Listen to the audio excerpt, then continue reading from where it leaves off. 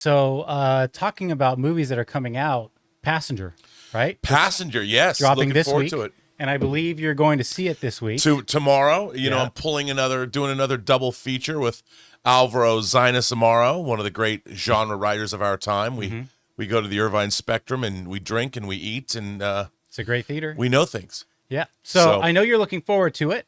We're going to go over some reviews started dropping today. Now, it's holding a 61%, which isn't great, but it does have the tomato there. And in a room of, you know, a crowded room, for every 10 people in a crowded room, a little more than 6 out of 10 like it. So technically that's pretty positive. But when you look at a 60%, you don't often think that. There's only 18 reviews. So of course it's going to fluctuate a lot. But I figured let's go through some of these reviews here real quick. And let me scroll over here so we can fit all the reviews in. Very good. Starting with Jim Slottick of Original Sin. Gives it a not so fresh starting off. Style doesn't overcome lack of story. While it's a welcome change of pace to have the Psycho in a big screen off-road horror story not turn out to be the local yokel, Passenger doesn't replace that trope with anything convincing or scary. Carla Hay also wasn't big on it from Culture Mix. Stylish cinematography cannot cover up that Passenger is a half-baked horror movie with underdeveloped characters, repetitive jump scares, and a very weak plot. Everything is too predictable in this story about a demon targeting road travelers. All right, Todd Gilchrist did like it from Fangoria. Passenger reminds you that the ghost stories, like most horror movies, have a bag of tricks that's long since been exhausted. But when they're wielded by talented filmmakers, the sleight of hand can still feel genuinely dazzling. So, I mean, with he's still saying it's the same old tricks, but I guess he's enjoying.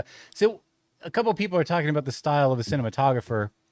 He feels it's covering up those sins of the tropes. Matt Donato gives it a 3 out of 5. Horror fans will feel at unease with a film that offers a robust soundtrack of road anthems equal to the number of leap-in-your-seat adrenaline boosts. Well, he liked it. Okay, William Bibiani, The Rap. This movie is like a car ride through Cocker City, Kansas that doesn't stop at the world's largest ball of twine. Oh, William. Gotta like Bibbs. Then we go down to Fermin Aguilar.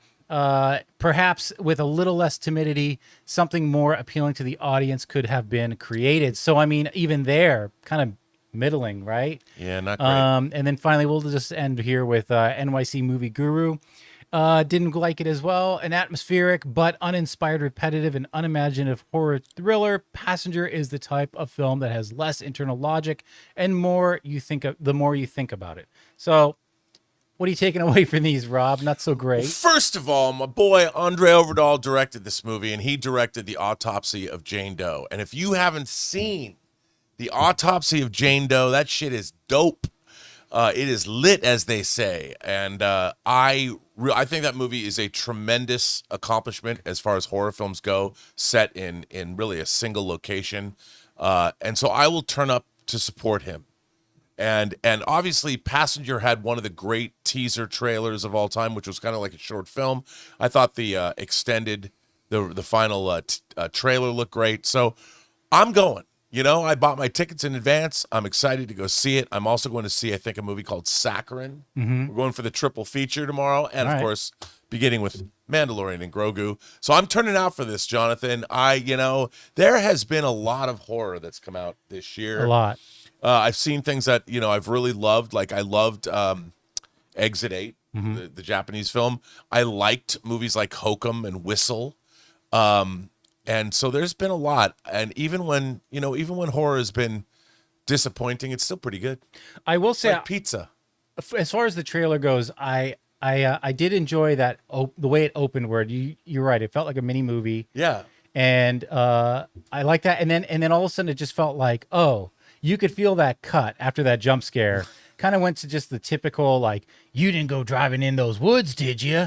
It's just sort of like, oh boy. And then it was one jump scare after another. I feel like what they were trying to go for is all these kind of creepypasta YouTube series where it's like, I went camping in my my camper van and things started knocking on my doors and I didn't even know what to do. So I just put my head under the covers. I'm just like, you idiots, don't go camping alone in the woods. Right.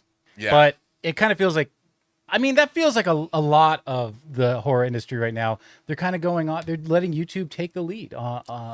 Hey, man, I'm going to make a liminal space vertical.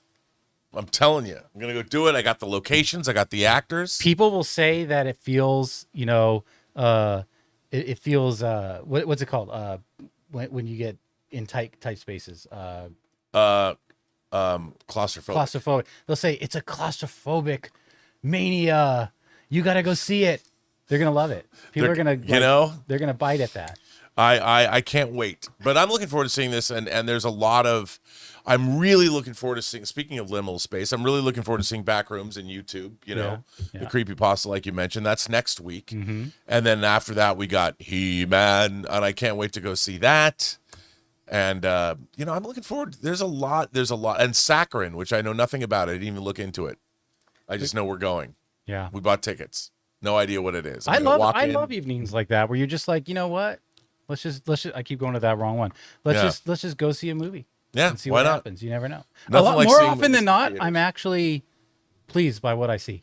Yeah. A lot of times people get scared because it's like, I don't know, this indie film, what if it sucks? Half the time we go to the ones that are promoted heavily. We're not happy with those. And the ones we just go and are surprised by, we love. I've been going to the movies so much. This is true, by the way. I've been going to the movies so much that I've kept this little container of white cheddar that I get at Regal Theaters. It's in my pocket all the time for my popcorn.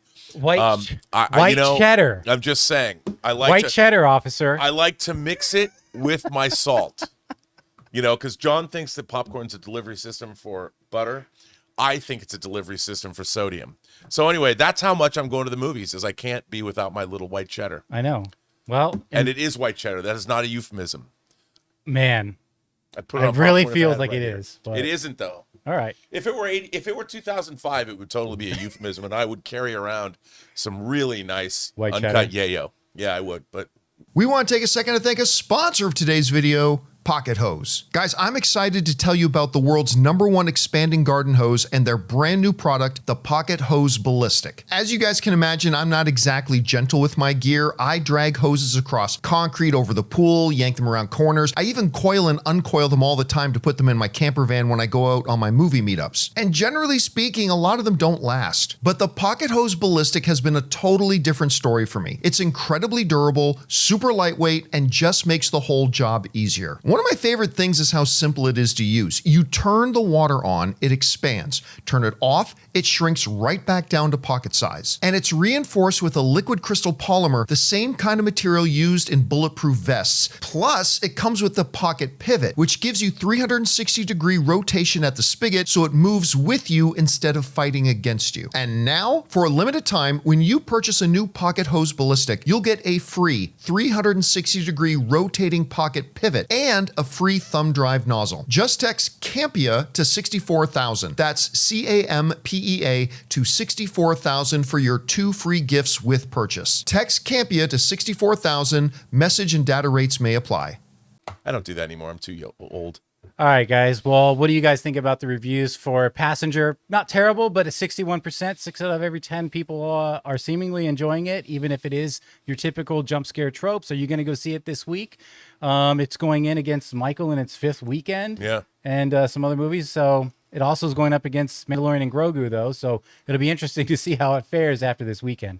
But let us know what you guys think in the comments below. Hey guys, thanks so much for watching this video. Make sure you like the video, leave a comment, and subscribe to our channel. And don't forget, we have a daily podcast called the John Campea Show Podcast, available on Apple Podcasts, Spotify, or your favorite podcasting app of choice. Go and subscribe to it today so it'll be there when you need it.